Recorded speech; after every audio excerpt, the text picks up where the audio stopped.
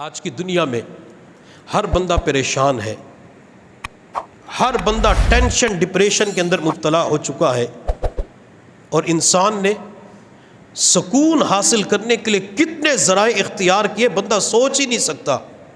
انسان سکون حاصل کرنے کے لیے عہدہ حاصل کرنا چاہتا ہے کہ عہدہ مل جائے، وزارت کرسی مل جائے تو مجھے سکون مل جائے گا۔ آپ ذرا سیاست دانوں کی تاریخ اٹھا کے دیکھیں، کسی بھی سیاست دان کی زندگی کے اندر آپ کو سکون نظر نہیں آئے گا۔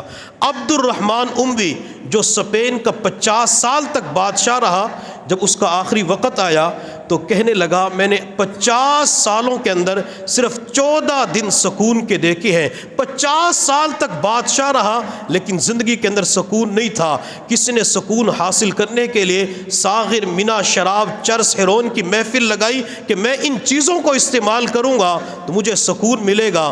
آپ ذرا اخبارات کا، تاریخ کا مطالعہ کریں تو دنیا یہ بتلاتی ہے کہ منشیات کو استعمال کرنے کی وجہ سے لاکھوں کی تعداد میں نوجوان موت کے منہ کے اندر چلے گئے۔ منشیات کو استعمال کرنے کی وجہ سے کسی کو سکون نہ مل سکا۔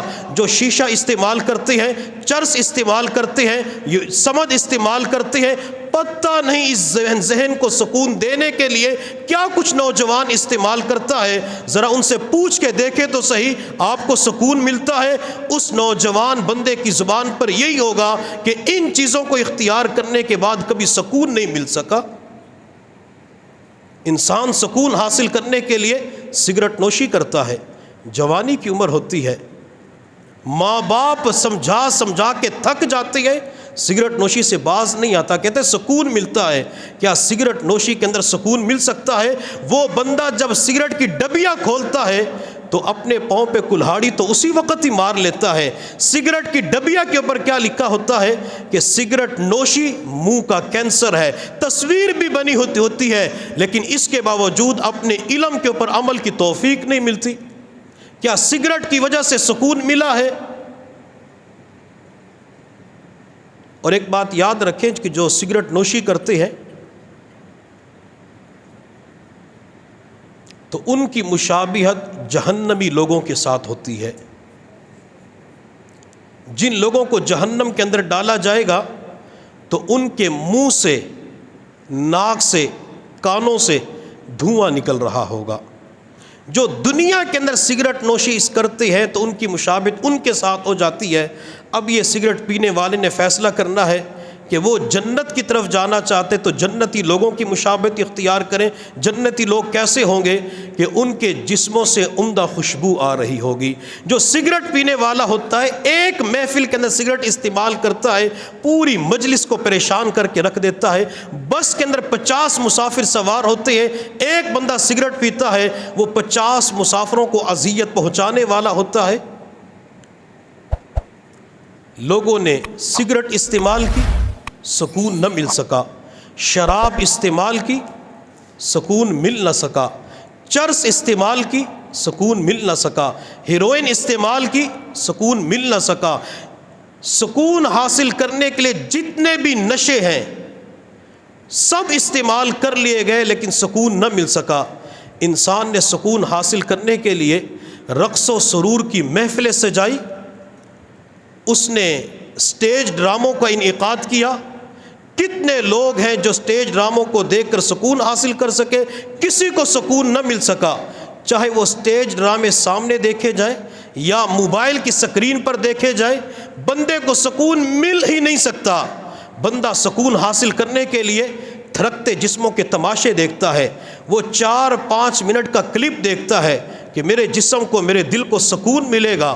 کیا ان کلپ کو دیکھ کر، اس لڑکی کے تھرکتے جسموں کے تماشے دیکھ کر بندے کو سکون ملا ہے؟ آج تک کسی کو رقص و سرور کی محفل سے، تھرکتے جسموں کے تماشے دیکھنے سے، برہنہ بدن کو دیکھنے کی وجہ سے کسی بندے کو سکون مل نہ سکا۔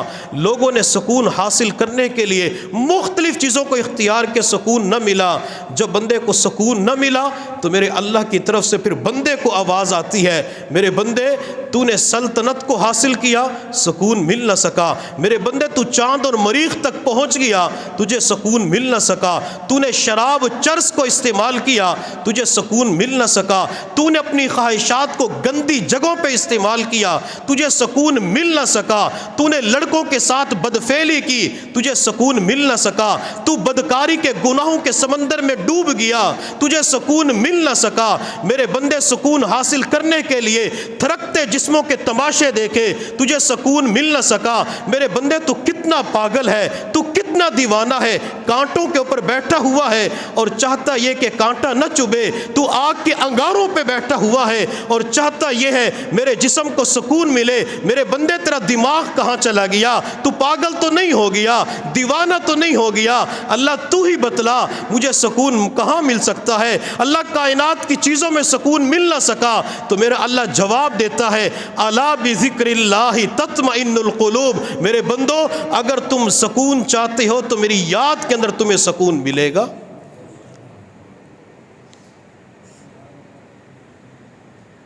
سکون اللہ کے ذکر میں ہے، سکون اللہ کی یاد میں ہے۔ ان چیزوں کے اندر اللہ نے سکون نہیں رکھا۔ جو بندہ تھوڑی دیر کے لیے اللہ کا ذکر کر لیتا ہے، اللہ تعالیٰ اسے سکون عطا فرما دیتے ہیں۔ وہ آپ نے ایک شعر سنا ہوگا، تسلی دل کو ہوتی ہے خدا کو یاد کرنے سے۔ بندہ رب کو یاد کرتا ہے، بندہ رب کا نام لیتا ہے، اللہ بندے کو ذہنی اور قلبی طور پہ ایسا سکون عطا فرما دیتے ہیں جو سکون کسی بادشاہ کے پاس بھی نظر نہیں آتا۔